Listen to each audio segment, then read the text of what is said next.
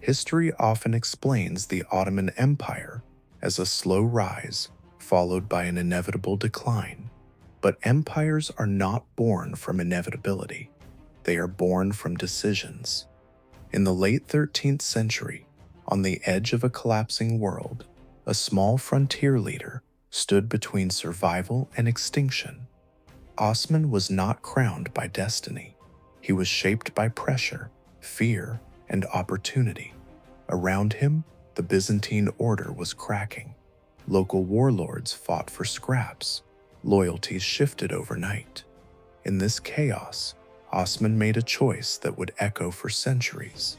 He did not rule through bloodline alone. He ruled through promise. To his followers, he offered land, faith, and purpose. To his enemies, he offered uncertainty. The early Ottomans were not an empire.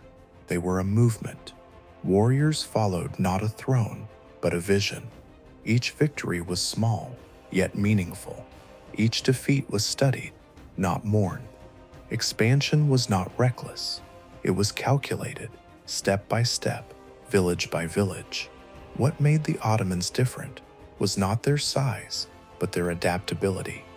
They absorbed cultures instead of erasing them. They learned from enemies instead of dismissing them. This flexibility became their hidden strength. When the Ottomans crossed into Europe, they did not see borders. They saw openings. Local rulers underestimated them. They believed these frontier fighters would collapse under pressure. Instead, pressure forged discipline. Over time, leadership evolved. The state became centralized. Power flowed upward, but loyalty was earned, not assumed. Institutions began to form, not as symbols, but as tools. Law, military organization, and administration developed with ruthless efficiency. The empire did not grow because it wanted to rule the world. It grew because it mastered the art of surviving it. Then came a moment that redefined everything: Constantinople. For centuries, it stood as an unbreakable symbol. Many tried, all failed. When Mehmed II prepared for the siege, he was not chasing glory alone. He was chasing legitimacy. The city was not just stone and walls. It was a message. Whoever held it claimed history itself. The conquest was brutal, decisive, and symbolic. When the city fell, it was not just Byzantium that ended. A new age began. The Ottomans were no longer rising. They had arrived. Yet even in triumph, the seeds of future tension were planted. Absolute power had a cost, and the higher the empire climbed, the heavier that cost would become. After Constantinople, the Ottoman Empire entered its most confident phase. Expansion accelerated, not out of desperation, but certainty. The empire believed in itself. Under strong rulers, conquest became policy rather than ambition. The state grew across 3 continents, binding diverse peoples under a single authority. Yet this unity did not rely solely on force. It relied on balance. The Ottomans understood that control without consent breeds rebellion, so they governed through systems, not impulses. Religion was regulated. Ethnic differences were managed. Local elites were preserved when useful. This pragmatic tolerance was not kindness, it was strategy.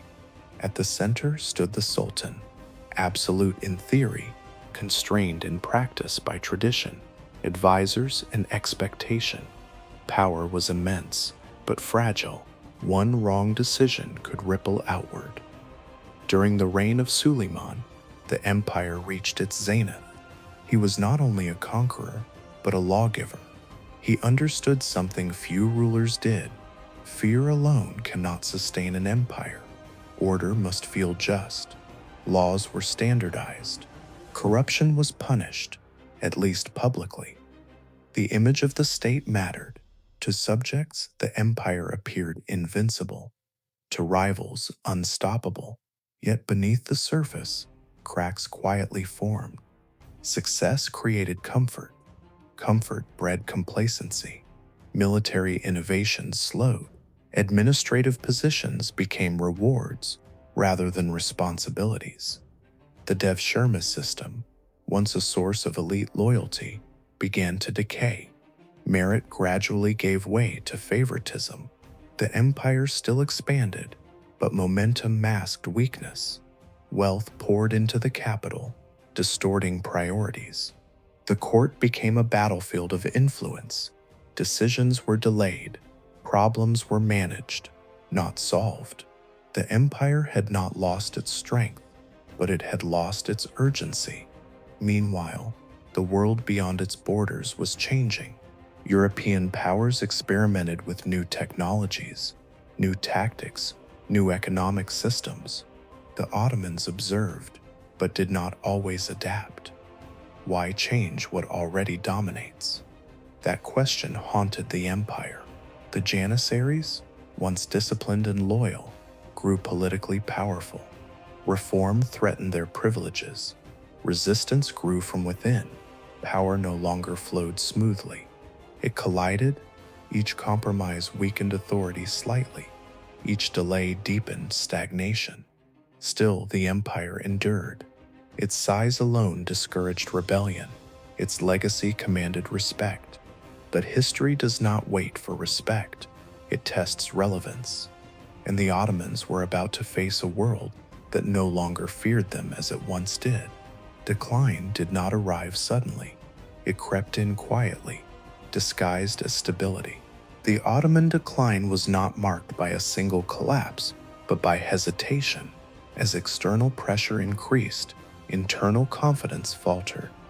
Reform was discussed endlessly, yet rarely executed fully. Every attempt to modernize threatened someone's position. Tradition became a shield, not a guide. The empire struggled to reconcile its past with a rapidly evolving present. Military defeats became more frequent. Each loss damaged the myth of invincibility. Provinces grew restless. Governors acted independently. Loyalty weakened where fear once ruled. The Sultan's authority, once unquestioned, became conditional. Advisors filtered reality. Bad news was softened. Decisions lagged behind events. Meanwhile, nationalism spread across Europe and into Ottoman territories. Identity replaced obedience. The empire, built on coexistence, now faced fragmentation. Communities no longer sought protection. They sought independence. Economic pressures worsened the situation. Trade routes shifted. Revenues declined. Debt increased. Foreign influence entered through finance rather than armies. Sovereignty eroded quietly. The empire remained vast but hollowing. Attempts at reform, like the Tanzimat, aimed to restore balance. Laws were rewritten, institutions restructured. Yet reform without unity breeds resistance. Traditionalists feared loss. Reformers demanded speed. The state stood between two futures, unable to fully commit to either. Wars accelerated decline. Each conflict drained resources and morale. Victories were rare. Defeats reshaped borders. International powers intervened, not to save the empire, but to manage its collapse. The Ottomans became known as the sick man of Europe, a label that stripped dignity and invited exploitation. Still, survival instincts persisted. Leaders hoped time would heal wounds. It did not. World War I became the final test. Aligning with the wrong allies sealed fate. Defeat shattered what remained. Provinces were carved away. Authority dissolved. The empire that once dictated terms now accepted them.